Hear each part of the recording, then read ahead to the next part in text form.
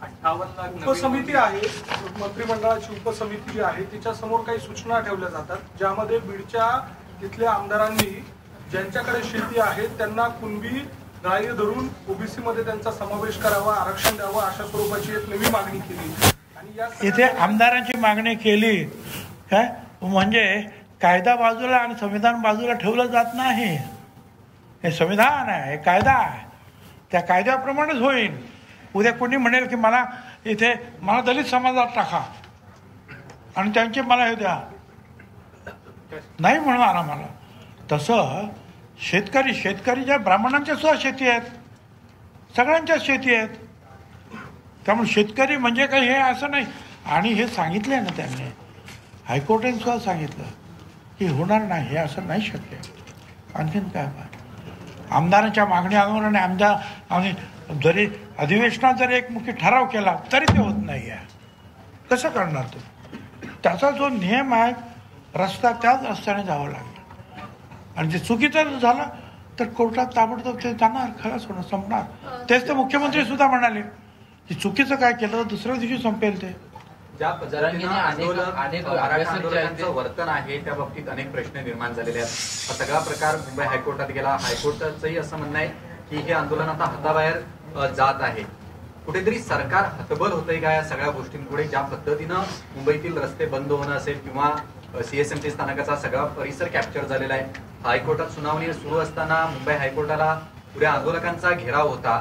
सरकारची हतबलता पण समोर येते का या सगळ्यामुळे? असं की आंदोलन करायला लोकशाहीमध्ये कोणी बंधन घालू शकत नाही, पण ती शांततेनं लोकशाही मार्गाने ते व्हायला पाहिजे. काल मी असं ऐकलं की काही वार्ताहर भगिनी ज्या आहेत त्यांना त्रास देण्यात आला. त्यांनी तक्रार केली की हे काय आहे. खासदार त्या सुप्रियाताई सुळे त्या भगिनी आहेत, एक महिला आहे, खासदार आहे, त्या भेटायला आल्या की बाबा तब्येतीला सांभाळा. ही जी संस्कृती आहे, कशा प्रकारे तुम्ही वागणूक दिली त्यांना? हां, त्यांना गाडीत बसताना काय त्रास तुम्हीच लोकांनी दाखवलं, गाडीवर बाटल्या मार. ही संस्कृती नाही ना.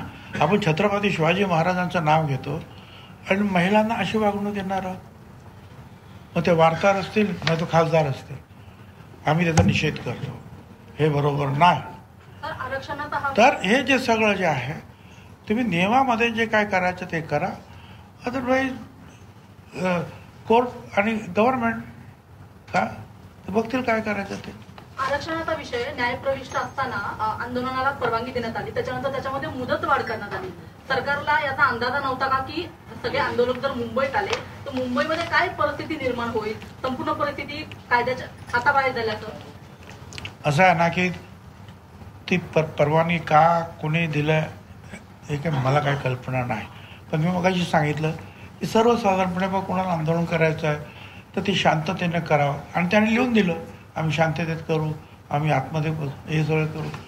आता हे लिहून दिल्यानंतर सुद्धा जर हे असे जर वागले, आता दिलं नसतं म्हणजे मी बाजू घेतो सरकारचा असं नाही.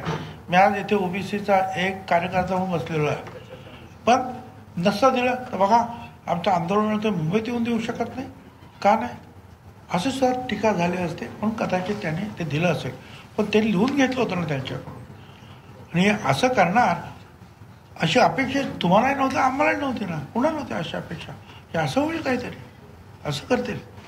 जरांगेंच्या मंचावरती अनेक अभ्यासक आहेत, त्यांचं देखील ते त्यांच्याशी चर्चा करतात. ते म्हणतात हैदराबाद गॅझेट प्रमाणे किंवा इतर गॅझेट प्रमाणे आरक्षण लागू होऊ शकतं, त्यानुसार देखील त्यांचा अभ्यास सुरू आहे. द्या ना काय ते द्या ना, कसं काही लागू होतं आहे आणि सगळ्या मराठ्यांना लागू होतं ते द्या ना. आणि ते हायकोर्टाच्या सुप्रीम कोर्टाच्या विरोधात जाऊन द्या ना. अभ्यासक आहेत ते मोठे आहेत, आम्ही ते अभ्यासक नाही बाबा. पण हे जे वाचतं त्याच्यातून आम्हाला, आणि हे मी विधानसभेत सुद्धा वाचून दाखवलेलं आहे. त्यावेळेला मला वाटतं हे कोण होतं तुम्हाला माहीत नाही, पण हाच विषय निघाला होता. त्यावेळेला मी विधानसभेत सगळं वाचून दाखवलेलं आहे. त्यावेळेला मला विचारत होतं ना, मग तुम्ही राजीनामा द्या, मंत्रिपदाचा राजीनामा. हां, एकनाथराव शिंदे मुख्यमंत्री होते त्यावेळेची गोष्ट. त्यावेळेला मी बोललो ना